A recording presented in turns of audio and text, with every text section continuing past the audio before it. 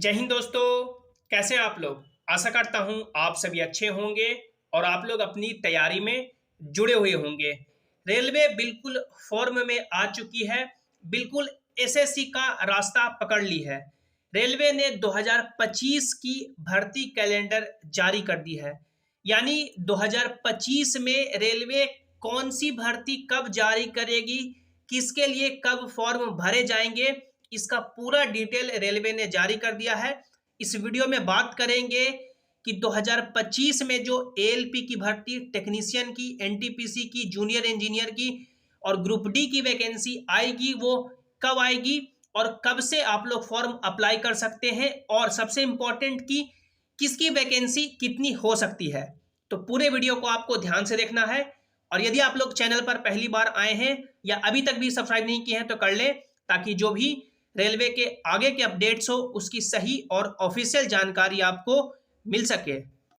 तो दोस्तों आप लोग यहाँ पे देख सकते हैं, ये रेलवे ने annual calendar for RRB recruitment जारी किया है। यानी कि रेलवे रिक्रूटमेंट बोर्ड आगे आने वाले समय में कौन सी वैकेंसी कब रिलीज करेगी, इसके लिए पेपर में भी आर्टिकल आ चुका है कि रेलवे ने रोजगार कैलेंडर किया प्रकाशित, 2025 में होने वाली भर्ती का शेड्यूल जारी। रेलवे में अगले वर्ष यानी कि 2025 में जनवरी महीने में असिस्टेंट लोको पायलट की भर्ती, मार्च में टेक्नीशियन की भर्ती, जून में जूनियर इंजीनियर की भर्ती और सितंबर में लेवल 1 यानी ग्रुप डी की भर्ती जारी की जाएगी। आप लोग यहाँ पे डिटेल में देख सकते हैं। जो जनवरी से लेकर के मार्च का जो समय है, इसके बीच में जो फॉर्म फिलिंग है, नोटिफिकेशन है, वो सभी एएलपी का जारी कर दिया जाएगा, जिसमें देख सकते हैं जो वैकेंसी को असेस किया जाएगा, यानी कि वैकेंसी अनुमानित की जाएगी कि 2026 तक कितनी खाली हो सकती है। उसके आधार पर वैकेंसी जारी की जाएगी, कितनी पद, कितने पोस्ट होंगे, और इसका नोटिफिकेशन है जो जनवरी 2025 में एएलपी का जारी कर दिया जाएगा। उसके बाद देखिए, जो अप्रैल से लेकर के जून का जो पीरियड है, इसके बीच में जो नोटिफिकेशन आएगा, फॉर्म भरे जाएंगे, वो टेक्नीशियन का भरा जाएगा। और इसका भी जो वैकेंसी का असेसमेंट होगा वो 30/6/2026 तक होगा। और इसके लिए भी नोटिफिकेशन है जो मार्च 2025 में जारी कर दिया जाएगा। उसके बाद देखिए, जो जुलाई से लेकर के सितंबर का पीरियड है, इसमें एनटीपीसी ग्रेजुएशन की वैकेंसी आएगी, एनटीपीसी 12th लेवल पे वैकेंसी आएगी, जूनियर इंजीनियर की वैकेंसी आएगी और पैरामेडिकल की वैकेंसी आएगी। और इसमें जो वैकेंसी का असेसमेंट किया जाएगा वो 30/9/2026 तक, यानी कि इस पीरियड तक कितनी वैकेंसी खाली हो जाएगी। और इसका नोटिफिकेशन है जो जून 2025 के आसपास इन सभी का जारी किया जाएगा, यानी कि जुलाई से लेकर के सितंबर तक फॉर्म इन सभी चारों वैकेंसी के लिए भराए जाएंगे। उसके बाद देखें, जो आपका अक्टूबर से लेकर के दिसंबर तक का पीरियड है, इसमें लेवल 1 की वैकेंसी आएगी और मिनिस्टीरियल और आइसोलेटेड कैटेगरी की वैकेंसी जारी की जाएगी। और अक्टूबर 2025 से लेकर के दिसंबर 2025 तक इसके लिए आप लोग यहाँ पे फॉर्म अप्लाई कर पाएंगे। तो ये पूरा है कि आपका वैकेंसी कब जारी किया जाएगा, जैसे एएलपी के लिए, एनटीपीसी के लिए, ग्रुप डी के लिए, जूनियर इंजीनियर के लिए।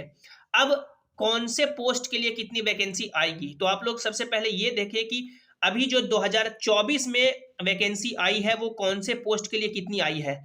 तो एएलपी के लिए वैकेंसी 18,799 आई है, टेक्नीशियन के लिए 14,298, सब इंस्पेक्टर यानी कि आरपीएफ की जो वैकेंसी है वो 452 है, आरपीएफ में जो कांस्टेबल की वैकेंसी है वो 4,208 है, आरआरबी जूनियर इंजीनियर की जो वैकेंसी है वो 7,951 है, पैरामेडिकल कैटेगरी में 1,376 वैकेंसी है, एनटीपीसी ग्रेजुएशन लेवल पे 8,113 वैकेंसी है और एनटीपीसी 12th लेवल पे 3,445 वैकेंसी है। तो ये वैकेंसी का चार्ट है। अब 2025 में जो ये सभी वैकेंसी जारी किया जाएगा उसकी कितनी संख्या होगी। अब इसमें सबसे बड़ा ये है कि अभी तक 2024 में जो लेवल 1 है यानी कि ग्रुप डी की वैकेंसी जारी नहीं की गई है, और ग्रुप डी में इन सभी के कंपैरिजन सबसे ज़्यादा ही पोस्ट रहने वाली है, क्योंकि ग्रुप डी में अनुमानित है कि लगभग 50,000 से ज़्यादा ही वैकेंसी देखने को 2024 में मिलेगी। तो ये मान सकते हैं सभी को मिला देंगे तो लगभग 1 लाख से ज़्यादा ही 2024 में वैकेंसी आपको देखने को मिली है, 1 लाख प्लस यानी कि 2024 में वैकेंसी जारी की गई है। और यही आंकड़ा यदि 2025 के लिए लेंगे तो देखिए वैकेंसी भरी है, मान सकते हैं कि 2024 में इतनी जब वैकेंसी आई है तो पोस्ट 2026 तक असेसमेंट किया जाएगा तो कम होगा, क्योंकि ये जो वैकेंसी इन सभी पोस्ट के लिए आई है वो 5 सालों के बाद, 6 सालों के बाद आई है।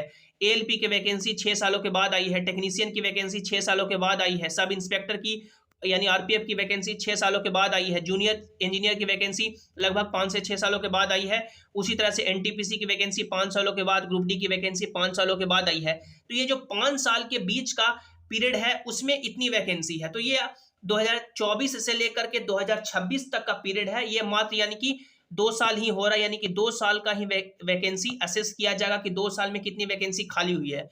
तो फिर भी मान के चलेंगे कि 2025 में भी सभी पोस्ट को मिला करके लगभग वैकेंसी 50,000 प्लस ही देखने को मिलेगी, क्योंकि रेलवे बहुत ही बड़ा यूनिट है।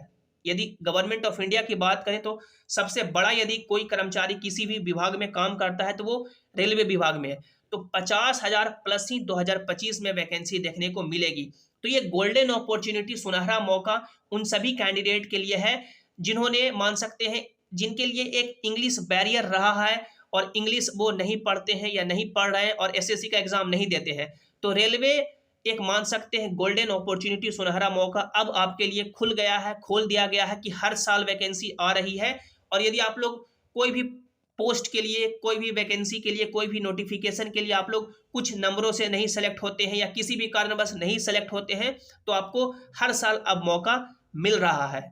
जो भी आपके मन में डाउट है इसके रिगार्डिंग क्वेश्चन है, आप लोग नीचे कमेंट में जरूर पूछें, वीडियो को लाइक करें और सभी इंपॉर्टेंट अपडेट पाने के लिए आप लोग इस टेलीग्राम जैसे क्लासेस से भी ज्वाइन हो जाएं ताकि जो भी अपडेट हो यहाँ पर आपको मिल सके। मिलते हैं अगली वीडियो में। Thanks for watching, have an awesome day.